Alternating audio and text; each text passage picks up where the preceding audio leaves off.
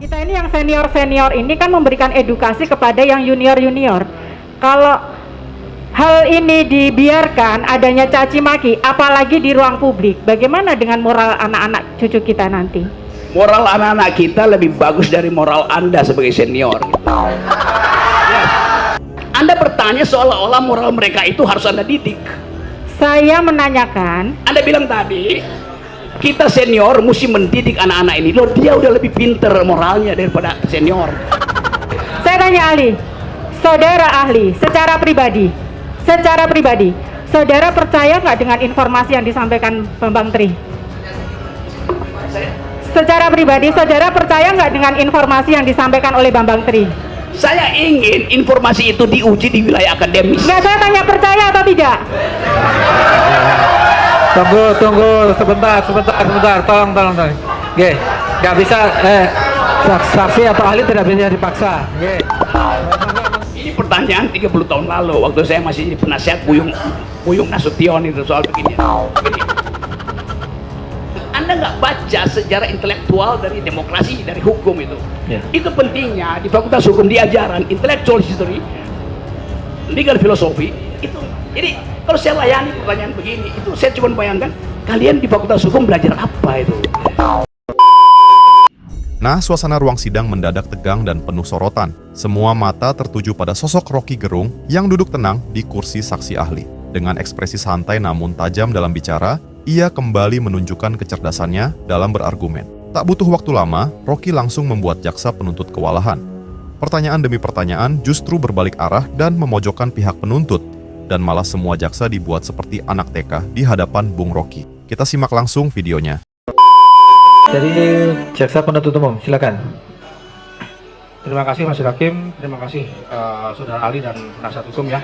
Mohon izin sebelumnya saya tidak pernah menyela pertanyaan dari penasihat hukum dan terdakwa. Jadi Silakan Pak Jaksa, tidak akan kami sela, monggo. Begini ya, ini saya akan menanyakan tentang ini karena ini berbicara tentang tadi ada kedunguan, ada itu kita berbicara logika saja. Saudara ahli bisa kita katakan bahwa saudara ahli pakar logika. Kita harus berbicara itu logik ya. Ini saya melihatnya begini, tidak kita flashback aja ke belakang. Kayak gitu bahwa kalau ditanyakan yang dimana penasihat hukum tadi menanyakan ini sebenarnya yang dengki atau mungkin dendam itu siapa ke siapa, sebenarnya di luar konteks itu kami tidak akan melihat sebagai mens rea atau mungkin motivasi, itu akan kami kejar ketika dalam pemeriksaan terdakwa. Tetapi saya melihat dari kasus-kasus sebelumnya terkait menyangkut Bambang Tri dan Sugi Nur, itu selalu rata-rata dalam podcastnya termasuk yang di Mubahalah yang menjadi pangkal persoalan dalam persidangan kali ini adanya suatu kebencian terhadap Presiden Republik Indonesia Bapak Jokowi. Karena yang diangkat itu. Sekarang kalau saya tanyakan kepada Pak Bambang itu SD, SMP, SMA, kuliah tidak pernah kenal dengan namanya Pak Jokowi.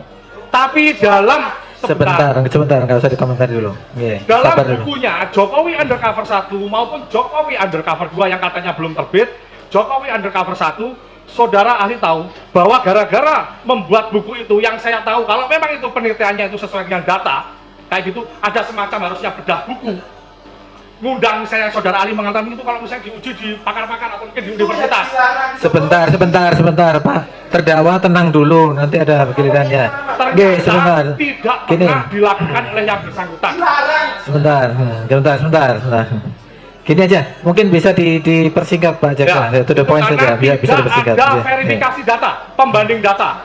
Kami hadirkan kepala sekolah dengan data-data yang ada, meskipun kami ini hanya dalam berkas perkara hanya ijazah itu fotokopi tapi terlegalisir oleh yang membuat, dalam hal ini sekolah. Sebentar, saudara terdakwa bisa tenang tidak?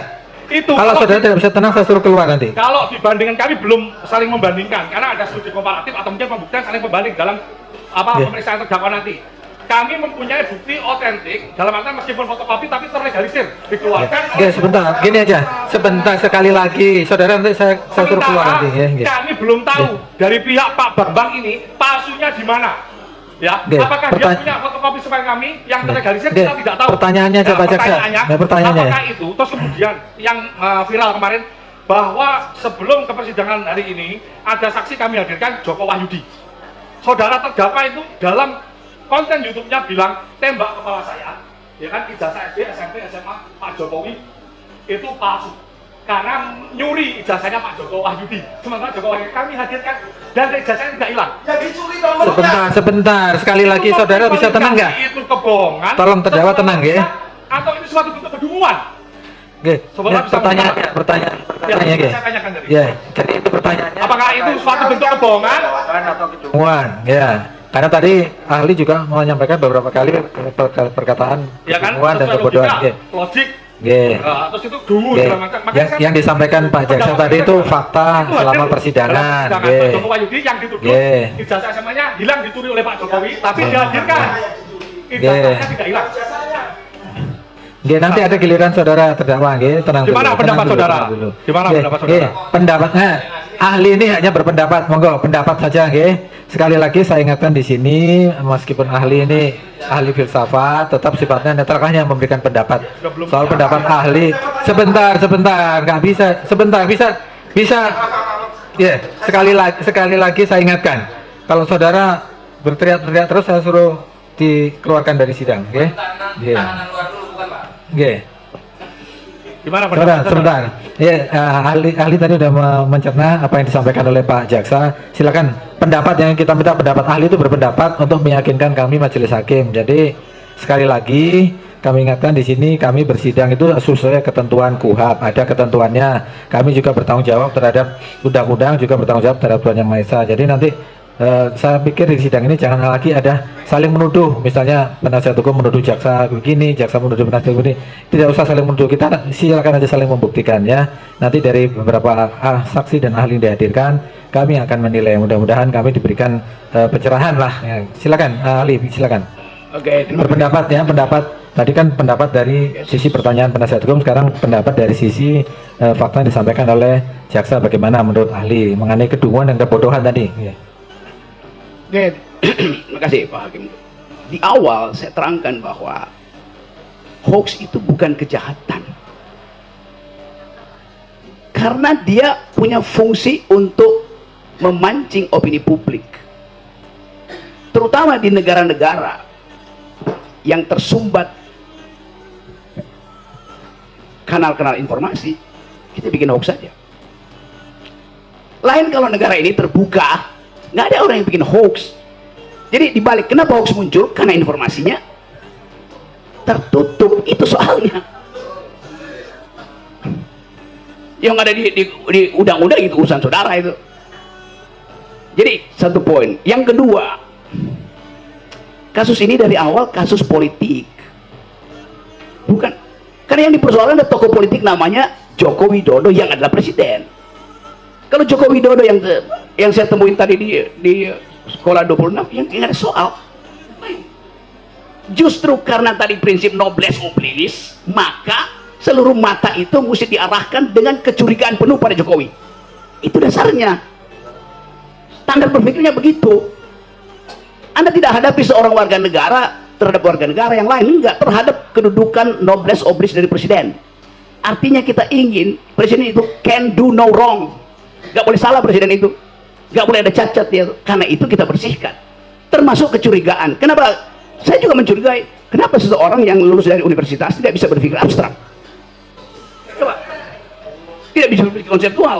Maka saya curigai. Jawab pertanyaan saya tadi, ketika saya menjelaskan tadi kasus itu tadi, jawaban saudara gimana? Oke. Ya. Karena memang Sesuai filsafat, logika apa tidak? ya memang kalau filsafat begini memang, oke. Jadi karena ini ahli filsafat, jawabannya ya Oke. filsafat, ya. Silakan, oke. Tolong penonton diam, tolong ya tertib ya, penonton tertib ya. Saya ingatkan penonton tertib ya. Ini sidang, tolong ya. Silakan dilanjutkan Pak Jaksa, silakan. Ya, oke.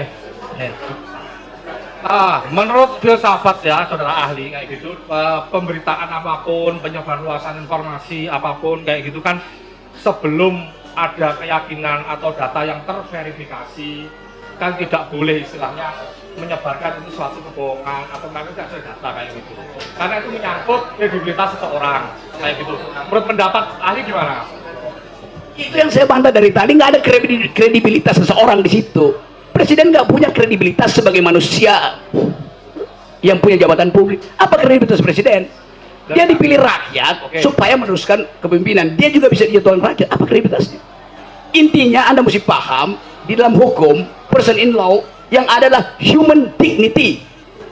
Oke, saya lanjutkan ya, bahwa dari konten podcast Mubahalah kedua orang, terus akhirnya yang membawa mereka ke persidangan hari ini, itu menimbulkan pro dan kontra di masyarakat, di medsos, di dunia maya. Saya tanyakan kepada saudara, dunia maya ini apakah sudah menjadi representasi dunia nyata pada saat ini? Sebelum itu saya tanya dulu, pro dan kontra itu baik nggak ada di dunia maya? Boleh, ada. Baik atau tidak? Pro kontra itu kalau misalnya sekarang kita melihat tidak ada saling mencaci maki, saling kebencian, normal-normal saja nggak apa-apa, ahli. Oke, Karena di sini menimbulkan antara mereka, mohon maaf, mereka yang pendukung pemerintah dalam arti ini Presiden Jokowi dengan mereka yang kontra pemerintah, itu terjadi debat kusir yang tidak tahu jeluntrungannya, alurnya, selesainya kapan, malah timbulnya perpecahan, kebencian kayak gitu. Menurut saudara, hal ini itu sudah representasi di dunia nyata apa belum?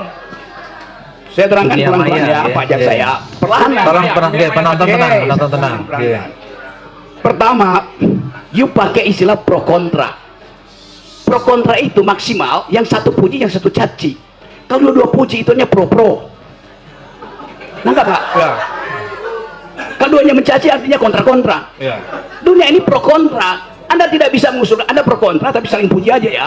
Anda pro kontra tapi saling caci. Jadi secara logis definisi Anda itu cacat di dalam definisi. Oke.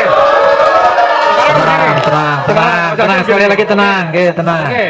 Tenang, Saya mikir pro kontra tadi, saya mengatakan bahwa saya ingin saya tanyakan kembali lagi.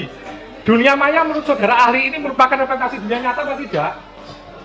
Dunia maya itu, perhatikan ya kalimat saya, sesuatu yang diupload ke dunia maya mengalami abstraksi. Anda nggak bisa lihat. Kalau saya bilang bangsa itu Jokowi, Anda akan bilang Anda maki. Orang itu lagi berbaring memaki-maki, kalimatnya bangsat, tetapi sebetulnya dia lagi gembira. Bagaimana yuk cari representasinya itu? Itu hanya bisa dibaca dengan metode dalam ilmu hukum namanya hermeneutics of suspicion. Oke. Pernah belajar itu nggak? Oke. Oke.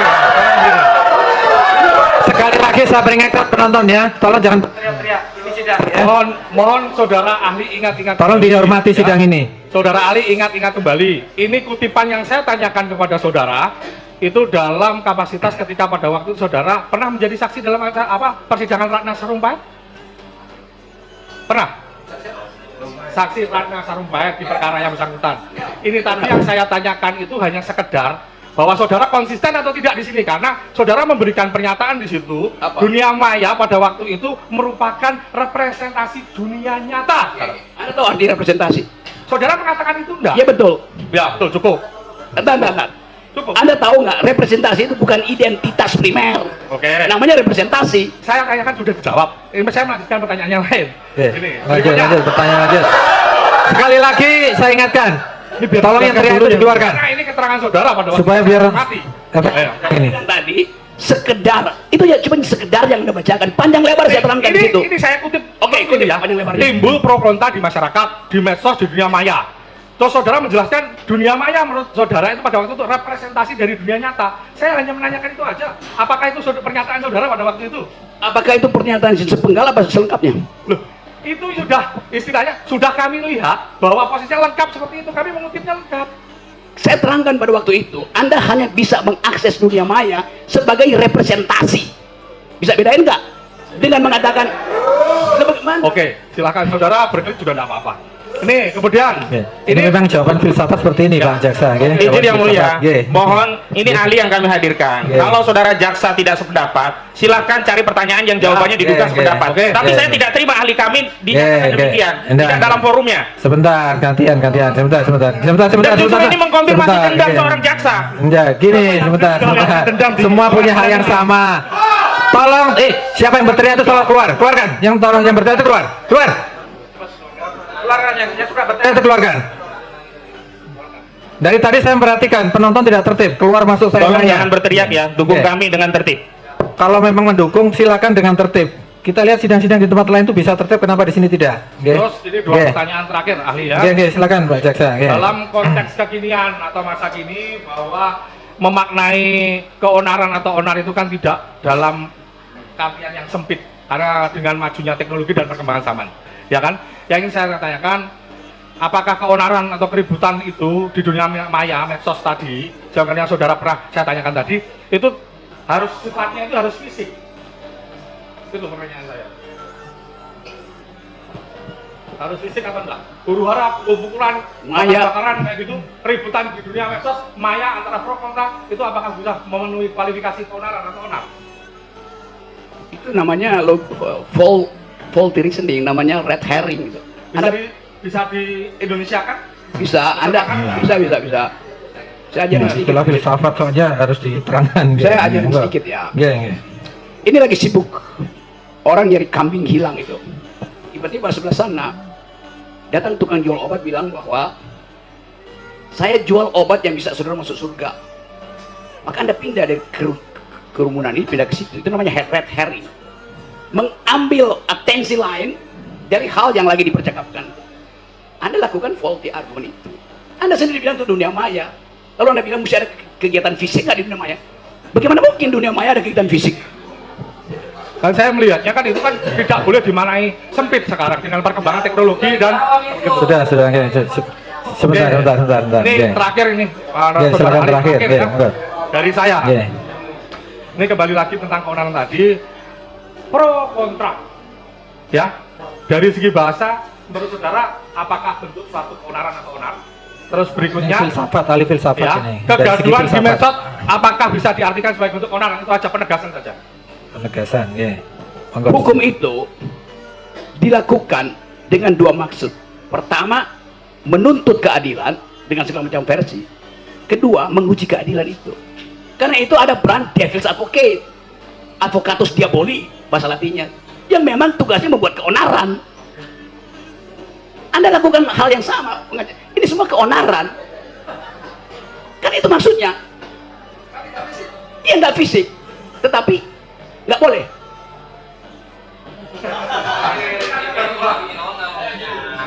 Yang Anda maksud keonaran itu kalau menyebabkan akibat material. Di mana ada akibat material orang keonaran di dunia maya tuh. You are playing that Saya cukup, Pak Jaksa. Ada lagi dari yang lain? Ada. Menambahkan?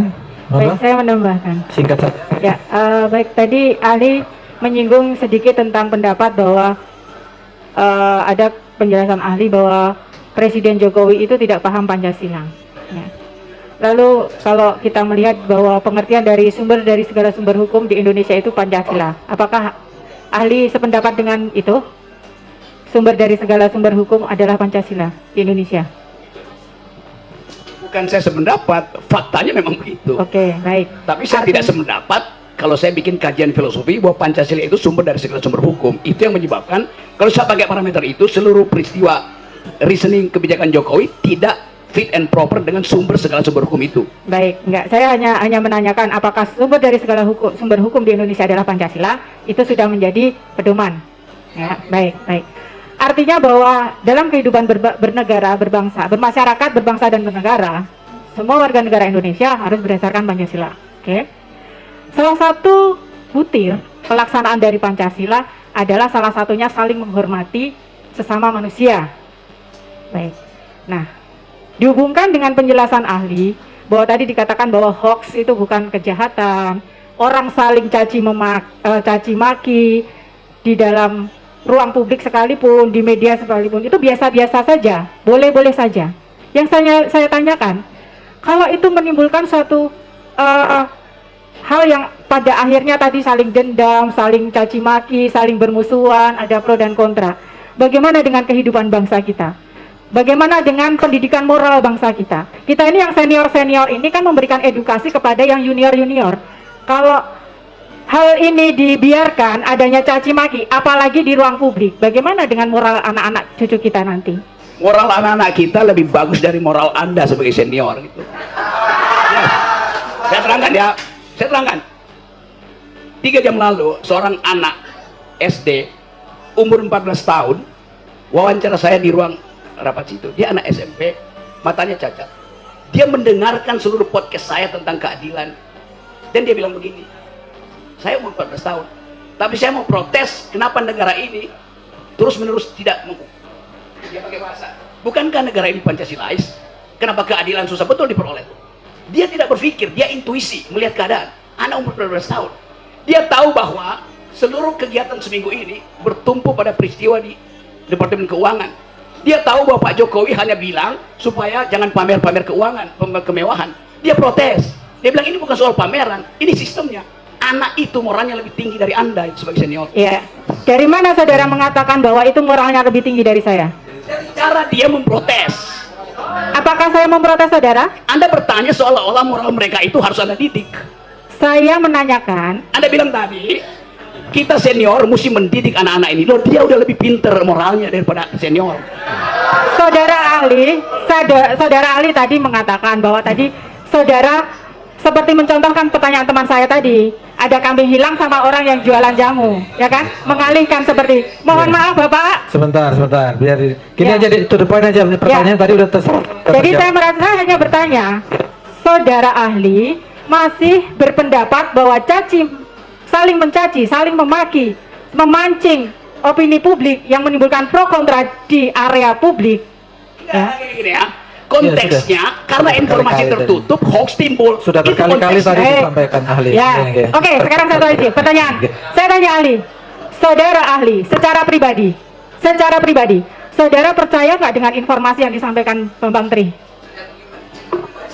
Secara pribadi, saudara percaya nggak dengan informasi yang disampaikan oleh Bambang Tri? Saya ingin informasi itu diuji di wilayah akademis. Nggak, saya tanya percaya atau tidak? Tunggu sebentar, tolong. Oke, nggak bisa saksi atau ahli tidak bisa dipaksa. Oke. Monggo. Ahli monggo mau dijawab boleh, mau tidak jawab boleh. Oke, sebentar. Sudah saya cukup, nggih. Oke. Karena itu saya rasa tidak. Udah. Saya rasa cukup nih. Nah, semuanya, apa yang terjadi di ruang sidang kali ini menjadi cermin tajam bagi publik bahwa kekuatan berpikir kritis tidak bisa dibungkam oleh kekuasaan atau jabatan apapun. Rocky Gerung tampil bukan hanya sebagai saksi ahli, tapi sebagai representasi akal sehat di tengah sistem hukum yang seringkali kaku dan penuh formalitas. Dengan ketenangan dan kecerdasannya, ia berhasil menunjukkan bahwa kebenaran logis jauh lebih kuat daripada sekadar kuasa pasal. Momen di mana jaksa terlihat kebingungan dan tak mampu membalas argumen Rocky menjadi bukti betapa pentingnya kualitas intelektual dalam menjalankan proses hukum. Banyak yang menilai jaksa dibuat seperti anak TK di hadapan Bung Rocky, bukan karena niat untuk mempermalukan, tapi karena perbedaan kelas dalam cara berpikir dan memahami persoalan. Warganet pun ramai berkomentar pedas, rugi negara bayar kalian kalau hanya bisa diam di depan logika, menegaskan kekecewaan publik terhadap kualitas perdebatan di ruang sidang. Rocky Gerung menunjukkan bahwa keberanian berpikir dan berbicara dengan dasar kebenaran mampu mengguncang sistem yang tampak kokoh di permukaan. Ia mengingatkan bahwa hukum seharusnya tidak sekadar dijalankan dengan hafalan dan kekuasaan, tetapi juga dengan nalar dan kejujuran intelektual. Sidang ini menjadi pesan keras bahwa siapapun yang berdiri di depan kebenaran harus siap diuji oleh logika. Dan kali ini, Rocky sekali lagi membuktikan bahwa nalar sehat tidak bisa dikalahkan. Nah, semuanya, itulah pembahasan kali ini. Semoga apa yang disampaikan bisa memberikan kita manfaat dan pelajaran baru untuk kita semua. Jangan lupa untuk like, comment, and subscribe. Salam akal sehat, sampai jumpa di video berikutnya. Salam akal sehat. 'Cause I don't give a fuck what you say. Yeah, I'ma do shit my way. So you can go kick